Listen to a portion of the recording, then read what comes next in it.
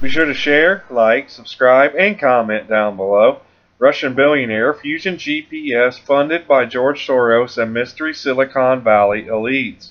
Does Fusion GPS receive funding from progressive billionaire George Soros and secretive Silicon Valley elites? Well, one of Russia's richest men says the answer is yes.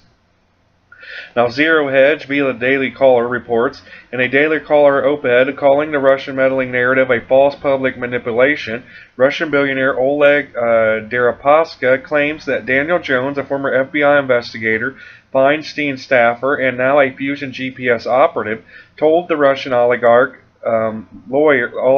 lawyer, in March of 2017 that Fusion GPS was funded by a group of Silicon Valley billionaires and George Soros. Now, Deripaska describes the ongoing Russian narrative as nothing more than a scandal manufactured by the deep state. Waging the dog costs money, writes Deripaska. So who is the funding mechanism of this shadowy government? Why, none other than billionaire financier George Soros, according to Daniel Jones, as relayed to the congressional investigators by Deripaska's attorney, Adam Waldman. Now, on March 16th of 2017, Daniel Jones himself, a team member of Fusion GPS, self-described former FBI agent, and as we know from the media, an ex-Feinstein staffer, met with the lawyer Adam Waldman and described Fusion as a shadow media organization helping the government funded by a group of Silicon Valley billionaires and George Soros. My lawyer testified to these facts to the Senate Intelligence Committee on November 3rd. Now, the Washington Free Beacon, funded by Wall Street billionaire Paul Singer, hired Fusion GPS to dig up dirt on a host of 2016 presidential candidates. However, the Washington Examiner reports the Free Beacon funded the project from fall of 2015 through spring of 2016, whereupon it withdrew funding and the project was picked up by the Democratic National Committee and the Hillary Clinton campaign. The original arrangement between the Free Beacon and Fusion GPS involved opposition research into multiple Republican candidates, not just frontrunner Donald Trump.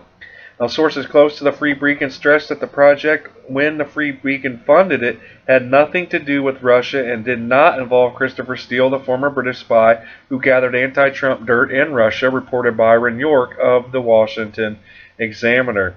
Now, veteran political operative Roger Stone went a step further, claiming Singer is the GOP donor who originally funded the discredited Trump dossier.